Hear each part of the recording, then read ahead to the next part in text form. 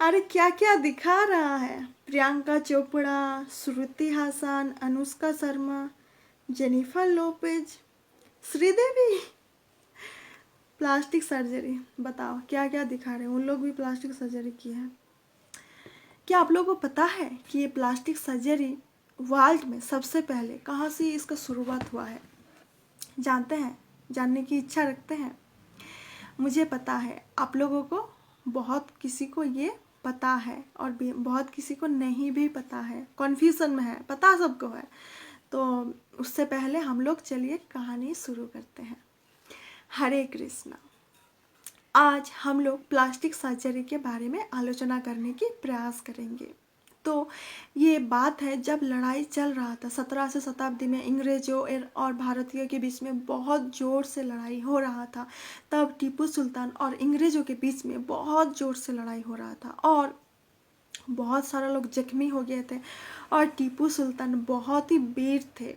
तो उन्होंने, ये बात है 1793 की, तब टीपू सुल्तान ने बहुत किसी को बंदी बनाया। वो युद्ध में जीत गए थे तो अंग्रेज़ों को बंदी बना लिया।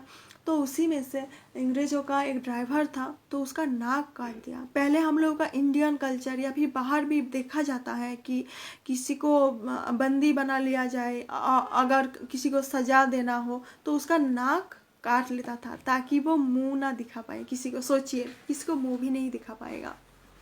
तो उसका नाक काट दिया। अब तो पूरा खून से लथपथ, वो घर भी नहीं जा सकता अपना। तो पास के गांव में गया।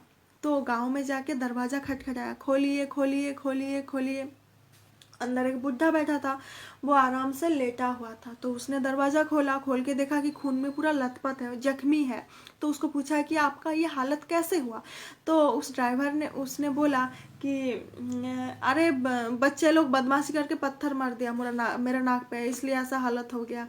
तो उसने, बुढ़ा तो बहुत ही ज्ञानी था, उसने बोला सच सच बताइए, देख के तो लग ही नहीं रहा कि आपका ये पत्थर की वजह से हुआ है। सच बताइए, नहीं तो मैं ट्रीटमेंट करूँगी ही नहीं।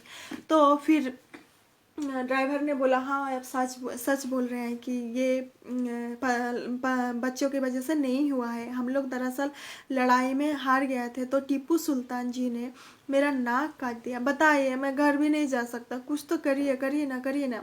तो बुढ़ा ने बोला कि आपका टेंशन लेने की ज़रूरत नहीं है, आप बैठ जाइए शांति से और मैं आपका ट्रीटमेंट कर देती हूँ।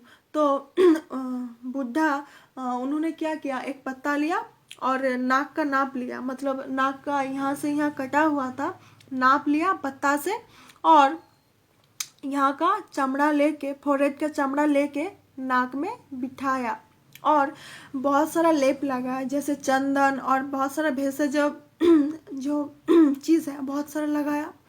और बहुत सारा इंस्ट्रूमेंट्स था लोहे का और कुछ चीज़ का, दिखने में बहुत बहुत तरह का था इंटरेस्टिंग तरह का। तो उसको आग में गरम करके और उसकी सहायता से चमड़ा नाक पे लगा दिया और उसको बोला कि कुछ मेडिसिन दिया और उसको बोला कि आप ये घर लेके जाइए और कुछ महीना इसको यूज़ कीजिए, डेली मेडिसिन को यूज़ कीजिए, तो ये ठीक हो जाएगा, टेंशन लेने की ज़रूरत नहीं है। तो महीना बीतता गया, साल भी बीतता गया। तो कुछ महीने बाद उसने देखा कि हाँ, अरे मेरा नाक तो एकदम असली लग रहा है। तो उसने ये श्योर होने के लिए पूछा उसके आसपास लोगों को, क्या आपको लग रहा है कि मेरा नाक पहले कटा हुआ था या फिर जख्मी हुआ था? तो सबने बोला कि एकदम असली लग रहा है, लग ही नहीं रहा है कि ये पहले कटा हुआ था। तो अंग्रेजों, जो कि ये पूरा घटना देखे हैं, Thomas Crusoe and James friendly, उन्होंने एक जेंटलमैन मैगजीन है, उसका पेज है 891, उसमें पूरा ये घटना पूरा वर्णन किया है, पूरा एक्सप्लेनेशन एकदम। उन लोग पूरा एकदम शौक में आ गए थे कि भारतों में इतना ज्ञान छुपा हुआ है, हम लोग तो गैर गुजरे समझे थे भारत को। तो उन्होंने पूरा शौक हो गए थे और उन्होंने इस ज्ञान को जानने के लिए बुद्धा के पास गया। तो बुद्धा ने बोला ये तो हम लोगों के लिए नॉर्मल सी बात है। तो उसने बोला कैसे, आप लोगों को ये ज्ञान कहाँ से मिला, कैसे मिला, बोलिए ना बोलिए ना। तो बुद्धा ने बोला ये तो हम लोगों को गुरुकुल से, परंपरा से, जो कि वैदिक कल्चर है, जो वेद का ज्ञान है, वहाँ से गुरु परंपरा के थ्रू गुरुकुल में हम लोगों को प्राप्त हुआ है। और ये खाली मैं ही नहीं, आपको हर गांव में ये मिलेगा ऐसे लोग जो ये ट्रीटमेंट इजीली बैठे बैठे कर सकते हैं। और उस ज्ञानी बुद्धा ने एक भी पैसा नहीं लिया। तो अंग्रेजों उसका जो निस्वार्थ भावना था, सेवा भावना से बहुत इंस्पायर हुए और उसी को लेके वो मैगजीन में ये पूरा घटना अच्छी तरीके से वर्णना किया है। आप लोग गूगल में सर्च कर सकते हैं।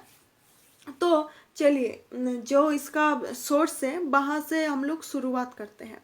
ये बात है, कोई बोलता है कि ये ख्रीष्ट पूर्व 600 साल का है, ख्रीष्ट पूर्व 1200 साल का है। बहुत कोई लोग बहुत बोलते हैं, लेकिन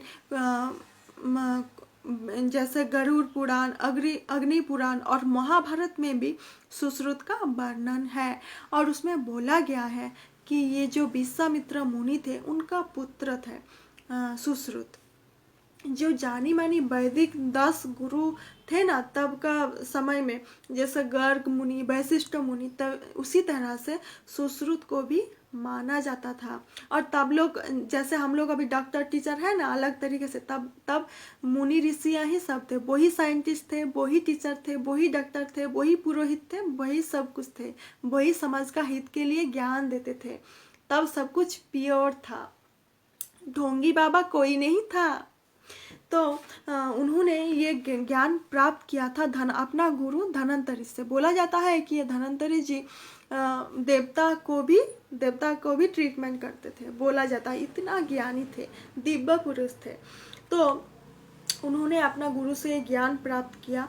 और वेद का जो 4 खंड है, ऋग, साम, यजु, अथर्व, तो उसी में से जो अथर्व वेद है उसका जो 10वां बुक है, उसी में से अथर्व संहिता बोला जाता है। तो उसी का चैप्टर में ह्यूमन स्केलेटन के बारे में डिटेल्स में वर्णना किया है। ये पाया गया है, ये सच में रिसर्च करके पाया ही गया है। तभी ना नासा ने वेद, ये सारे पांडुलिपि अपने पास रखा, ये ज्ञान जानने के लिए क्या क्या रहस्य छुपा हुआ है। तो वेद में इतना सारा ज्ञान छुपा हुआ है। ये वेद पूरा मतलब खाली आध्यात्मिक ही नहीं, ये पूरा साइंटिफिक बुक था। और वहीं से गुरु के माध्यम से सुश्रुत को ये ज्ञान प्राप्त हुआ और उन्होंने अपना शिष्य को लेके परीक्षा ही करने लगे। तब गंगा में डुबाया जाता था, गंगा में छोड़ा जाता था मृतदेह को, कोई मर जाता था तो वो मृतदेह बहुत दूर तक बह के जाते थे ना, तो उसको उठा के ये सुश्रुत जी और उन लोगों का जितना भी शिष्य था वो लोग परीक्षा करते थे। तो तब समाज में इतना उन्नत नहीं था और बहुत जात प्रथा कोई बहुत करता था। तो उन्होंने बोला कि नहीं, मृतदेह का ऐसा नहीं करना चाहिए। बहुत उसके खिलाफ बहुत लोगों ने बहुत कुछ बोला, बहुत तिरस्कार सहना पड़ा उनको। तो उन्होंने क्या किया कि बसती, मतलब जहाँ वो लोग ज़्यादा रहते थे उससे थोड़ा दूर जाके वो रहने लगे और अपना कार्य जो प्रोसेसिंग है उस अपना शिष्य को लेके वहाँ करने लगे अलग सा जगह पे। तो वहाँ पे रिसर्च करते थे। कोई फल हो जैसे तरबूज, लौकी, कोई बड़ा सा फ्रूट हो, नारियल, कुछ भी हो, पहले उसको परीक्षा करते थे, उस पर वो अप्लाई करते थे, यहाँ का चमड़ा यहाँ बिठा के। और तब उन्होंने रिसर्च करके पता लगा कि यहाँ छेद करके अंदर का जो ब्रेन डैमेज हुआ ना, ब्रेन टिश्यू, तो उसके लिए ब्रेन यहाँ काटना नहीं पड़ता था, यहाँ छेद करके उसका टिश्यू निकाला जाता था। उनका ज्ञान इतना तेज था, इतना तीव्र था, इतना डीपली था कि उन्होंने छेद करके ही कहाँ वो मृतक छुपा होता था उसको निकाल लेते थे। और बहुत सा ऐसा खोपड़ी पाया भी गया है जिनका यहाँ पे छेद पाया गया है। मतलब ये सच ही है, एकदम ही सच है। और उन्होंने अपना शिष्यों के द्वारा ये ज्ञान और ज़्यादा रिसर्च करते रहे और समाज में ये अप्लाई करते रहे। और बोला जाता है कि ख्रीष्टपूर्व 600 शताब्दी में उन्होंने एक बुक लिखा था जो कि हिस्ट्री, पूरा वर्ल्ड में हिस्ट्री बन के रह गया है। वो है क्या है? सुश्रुत संहिता। उसका 6 हिस्सा है: सूत्र स्थान, निदान स्थान, शरीर स्थान, चिकित्सा स्थान, कल्प स्थान, उत्तर स्थान। तो उसी में से निदान स्थान, जो कि हम लोगों को उसी में से ज्ञान मिलता है। जो लोग मेडिकल स्टूडेंट हैं उन लोगों को पता है कि इटियोलॉजी जो कि बहुत ही हेल्पफुल है मेडिकल स्टूडेंट के लिए, तो उन लोगों को वहीं से ज्ञान मिलता है। उसका सोर्स कहाँ है? निदान स्थान। और जो कि उत्तर स्थान है उसका एक भाग है अग्निवेश तंत्र, तो उसी को हम लोग चरक संहिता नाम से सुने हैं। नाम तो सुना ही होगा ना, जानते नहीं होंगे लेकिन नाम तो जरूर सुना होगा, चरक संहिता, सुश्रुत संहिता, ये सब के बारे में।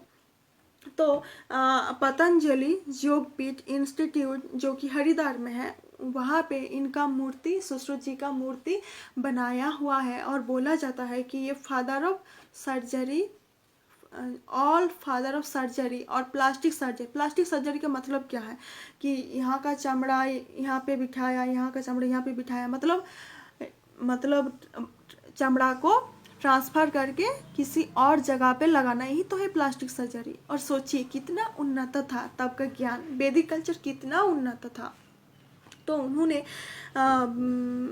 हाँ, और बोला जाता है, बहुत सारे लोग बोलते हैं कि the best and outstanding commentary on medical science of surgery, इनका जो सुश्रुत संहिता है इनके बारे में, इसके बारे में बोला जाता है।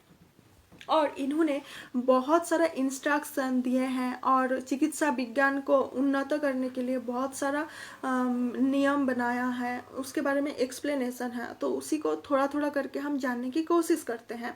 उन्होंने नर्स के बारे में बोले हैं कि जो नर्स वही कहलाएगा जो खुद समर्थ होगा, मतलब किसी भी परिस्थिति में वो रोगी को निस्वार्थ भावना से सेवा करेगा, निस्वार्थ भावना से, और उसके अंदर धैर्य बहुत रहेगा। वो रूडली किसी से बात नहीं करेगा, अनाप शनाप बकेगा नहीं, और उसका माथा बहुत ठंड रहेगा, वो बहुत नम्र होगा और बहुत स्ट्रिक्टली तरीके से, मतलब जो फिजिशियन होगा, डॉक्टर होगा, उसी को वो बहुत अच्छी तरीके से फॉलो करेंगे, उसको वो अपनी मनमानी नहीं करेगा, वो ही असली नर्स कहलाएगा। और नर्स का प्रशिक्षण ऐसे ही देना चाहिए।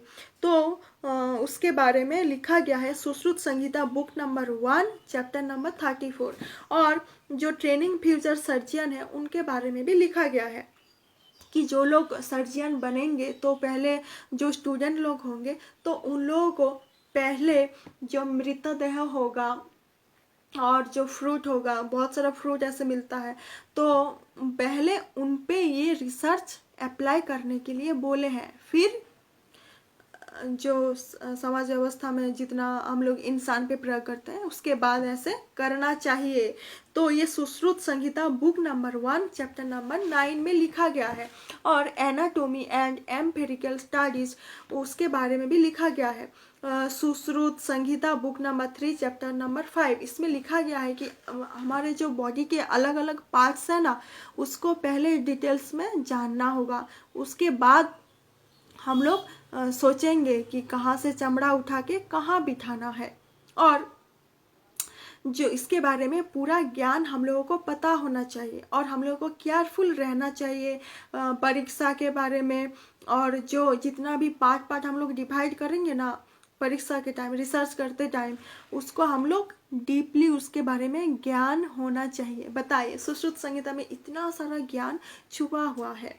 और हार्नल जो कि बहुत ही ज्ञानी माने लोग हैं, उन्होंने बोला है कि ये जो आयुर्वेद का ज्ञान है ना, ओरिजिन ऑफ आयुर्वेद, इसका सोर्स से यही है सुश्रुत संहिता। तो ये जो हार्नल जी बोले हैं कि आयुर्वेद में टोटल 360 हड्डियों के बारे में वर्णना है, लेकिन शैलशास्त्र में 300 हड्डियों के बारे में वर्णना है। सोचिए कितना उन्नत था, कितना डिटेल्स में वो लोग ज्ञान प्राप्त करते थे अपना गुरु से, वेद से। तो सुश्रुत संहिता के अंदर हृदशोला की व्याख्या है। हृदशोला का मतलब है हृदय व्यथा, पेन मतलब हार्ट पेन, और रक्त धातु मतलब रक्त ब्लड, रस धातु मतलब लसिका, और किडनी पत्थर, किडनी में पत्थर जम जाता है ना, उसके बारे में भी लिखा गया है, और कैसे वो पत्थर निकाला जाए उसके बारे में भी लिखा गया है। और बनारस हिंदू यूनिवर्सिटी IIT उसके अंदर जितना भी टेक्स्ट है जो मेडिकल स्टूडेंट को पढ़ाया जाता है, जैसे rhinoplasty, cataract surgery, plastic surgery, तो इसका वर्णन भी हम लोगों को निदान स्थान से मिलता है, और वो टेक्स्ट में पूरा वर्णित है। जो स्टूडेंट है ना वहाँ का, वो सब जान पाएंगे। और यही नहीं, ये सुश्रुत संहिता इतना इम्पोर्टेंस था, ये पूरा हिस्ट्री है, वर्ल्ड में पूरा हिस्ट्री है, खाली देश के लिए नहीं, वर्ल्ड के लिए, अच्छाई के लिए है। तो ये अमेरिका का Los Angeles of country of musician of arts में ये इसका एक प्रतिस्वरूप रखा गया है, और नेपाल का केसर लाइब्रेरी में भी इसका प्रतिस्वरूप रखा गया है। और पर्सियन लोग इसको ट्रांसलेशन करके, सुश्रुत संहिता को ट्रांसलेशन करके किताब अल सुश्रिता नाम दे के रखे हैं। सोचिए पूरा वर्ल्ड में कितना वैल्यू देते हैं। और ये सामने कोई नहीं बोलेगा कि इसका जो हम लोग अभी सर्च कर रहे हैं, इतना प्लास्टिक सर्जरी कर रहे हैं, इसका जनक है, इसका मूल सोर्स है सुश्रुत संहिता, इसका सब सारा क्रेडिट जाता है सुश्रुत जी के ऊपर, कोई नहीं बोलेगा। हम लोग ही नहीं बोलते, बाहर कोई लोग तो छोड़ ही दीजिए, लेकिन वो लोग भारत से ज्ञान जरूर प्राप्त करते हैं लेकिन बोलते नहीं हैं। और सुश्रुत संहिता के अंदर कितना ज्ञान छुपा हुआ है। ऑरिजिन ऑफ आयुर्वेदा जिसको बोला जाता है, मेडिकल एजुकेशन, सर्जिकल मेजर्स, और जो ऋतु परिवर्तन होता है, मतलब गर्मी का मौसम, ठंडी का मौसम, बरसात का मौसम, तो उसके थ्रू कितना सारा वायरस आएगा, जीवाणु आएगा, हम लोगों के ऊपर क्या क्या इफेक्ट करेगा, उसका क्या क्या अलग अलग आकृति रहेगा, कलर रहेगा, उसका प्रतिकार कैसे किया जाएगा, उसके बारे में वर्णना है। और यही नहीं, जैसे बच्चा एब्जॉर्प्शन, मिसकैरेज, बच्चा नहीं हो रहा है तो उसके बाद जितना सारा कठिन परिस्थिति होता है, दूध नहीं हो, मतलब बच्चे को पिलाने के लिए दूध नहीं माँ के पास से पर्याप्त, उसके बारे में भी लिखा गया है। और प्रेगनेंसी के थ्रू जितना भी कठिन परिस्थिति मदर्स ये करते हैं, फील करते हैं, वो सब डिटेल्स में लिखा गया है। और यही नहीं, फीवर, डायरिया, जंडिस, हृदरोग, अस्थमा, कफ, और आँखों का प्रॉब्लम, नाक का प्रॉब्लम, माथे का प्रॉब्लम, हाइपरटेंशन, और हार्ट का प्रॉब्लम, बॉडी में जितना सारा पेन है उसके बारे में लिखा गया है। और यही नहीं, जहर, हम लोग जहर का असर कैसे होता है, उसका प्रतिकार कैसे किया जाता है, उसके बारे में भी लिखा गया है। Urinary, calculi, skin disease, nervous system, sense organs, 8 forms of surgery, और इतना सारा कुछ लिखा हुआ है। और ये अथर्ववेद से प्राप्त है। सोचिए, जो हम लोगों का जो मूल भाग है वेद पूरा साइंटिफिक ये माना है, पूरा वर्ल्ड इसको साइंटिफिकली मानता है, लेकिन हम लोग तो इसको मानेंगे नहीं ना, कभी नहीं मानेंगे। हम लोग तो इसको ऊपर, अरे क्या ये, हम लोग हमेशा ये भगवान भगवान भगवान, गीता गीता गीता, संस्कृत संस्कृत संस्कृत। तो सोचिए, नासा भी संस्कृत को मर्यादा देने लगे, और हम लोग नहीं वैल्यू देंगे, नहीं देंगे तो नहीं देंगे, लेकिन मुंह में जरूर बोलेंगे 15 अगस्त आई लव इंडिया, जय भारत, भारत माता की जय। भारत माता की जय तो तभी कहलाएगा जब अपना देश को आप दिल से प्रेम करेंगे, और प्रेम तभी कर पाएंगे जब हम लोग अपना देश का जो कल्चर है, जो ऐतिह्य है, जो जितना भी ज्ञान छुपा हुआ है उसके बारे में जानने की प्रयास करेंगे और उसको फैलाते रहेंगे, ना कि अपना देश को नीचा समझ के। अगर किसी को आज आप पूछ लेंगे ना कि प्लास्टिक सर्जरी का कहाँ हुआ है, कहाँ कैसे हुआ है, तो सभी विदेशों के बारे में माइंड में थॉट आएगा कि जरूर विदेश में ही हुआ होगा। सोचिए, जब सुश्रुत जी ने ये सुश्रुत संहिता लिखा, तब बाकी जो यूरोप था ना, विदेशों था, पूरा आदिवासी जीवन जीते थे, इतना उन्नत था ही नहीं। ज्ञान का पूरा केंद्र था भारतवर्ष, इतना ज्ञानी था। और सारा ज्ञान का सोर्स कहाँ है? वेद। मतलब वेद में पूरा साइंस का भंडार ही भंडार छुपा हुआ है और हम लोगों को वो प्राप्त करना है। अब कोई कोई क्वेश्चन पूछ सकता है कि जैसे सुश्रुत संहिता में 184 चैप्टर से 1120 जो डिजीज है और उसका प्रतिकार के बारे में लिखा गया है, 700 मेडिसिनल प्लांट जैसे भेषज उद्भिद उसके बारे में लिखा है, 64 मिनरल सोर्स, 57 एनिमल सोर्स के बारे में लिखा गया है कि कैसे कैसे प्रतिकार संहार किया जाए। तो इतना सारा ज्ञान छुपा हुआ है, कोई कोई प्राप्त भी कर रहा है, लेकिन असर क्यों नहीं हो रहा है? असर इसलिए नहीं हो रहा है क्योंकि जब पूरा वर्ल्ड में 1700 और 1900 के बीच में पूरा वर्ल्ड में ज्ञान संरक्षण कर रहे थे, कौन अपना देश से कितना ज्ञान आहरण किए, क्या क्या आविष्कार किए, क्या क्या समाज के लिए किया, क्या क्या बुक लिखे, क्या क्या चर्चा की, इसके बारे में डाटा दे रहे थे। लेकिन हम लोग इंग्रेज के तले दबे हुए थे, इंग्रेज का पराधीन थे, इसलिए भारत ने आग्रह नहीं दिखा पाए और पीछे ही रह गए और हम लोग अपना देश को प्रतिष्ठा नहीं कर पाए और जितना ज्ञान था वो डूबे तले ही गए। हम लोग उसके बारे में अभी जानने की कोशिश भी नहीं करते। हम लोग तो अभी यूट्यूब और टिकटॉक जो लड़ाई चल रहा है उसी में डूबे रहते हैं। जिंदगी ऐसे ही निकलता जाएगा, हम लोग आखिरी दम तक विदेशों का गुणगान करते ही मरते जाएंगे। लेकिन हम लोग का देश के अंदर जो ऐतिह्य, जो संस्कार, जो साइंटिफिक, जो कि टोटली साइंटिफिक है, उसके बारे में जानने की कोशिश ही नहीं करेंगे। तो चलिए, जो समाज के भलाई के लिए है, जो मन के अच्छाई के लिए है, श्रील प्रभुपाद जी ने अपना गुरु परंपरा से, जो कि थ्रू शास्त्र, थ्रू वेद परंपरा, वैदिक ज्ञान, और उसमें उसका सार है भगवत गीता, उसका ज्ञान पूरा वर्ल्ड में प्रचार किए। और यही नहीं, जो वेद का ज्ञान प्राप्त होता है ना गुरुकुल में, गुरुकुल का स्थापना भी उन्होंने किया है। वर्ल्ड का सारा में आप रिसर्च करके देख लीजिए ना, गूगल में सर्च करके देख लीजिए गुरुकुल कहाँ कहाँ है, और तो पता लग जाएगा गुरुकुल कहाँ कहाँ उन्होंने अपना जीवन बलिदान दे चुके हैं हम लोगों का सामाजिक उन्नति के लिए, हम लोगों का मन का उन्नति के लिए, हम लोगों का भलाई के लिए, समाज की भलाई के लिए। हम लोग जब खुद अच्छा नहीं रहेंगे, खुद का मन अच्छा नहीं रहेगा, दूसरों को कैसे भला रखेंगे? तो चलिए, देश देखिए, एक तरह से देश प्रेम हो रहा है, देश का संस्कृति रक्षा हो रहा है, देश का मर्यादा रक्षा हो रहा है, खुद अच्छा रह रहे हैं, दूसरों का अच्छा रहे हैं, समाज का भलाई हो रहा है। और एक मतलब एक तीर पे इतना शिकार, कितना फायदा ही फायदा है। तो सुश्रुत जी के बारे में आज हम लोग इतना सारा जाने, बहुत लोग पहले भी जानते थे शायद।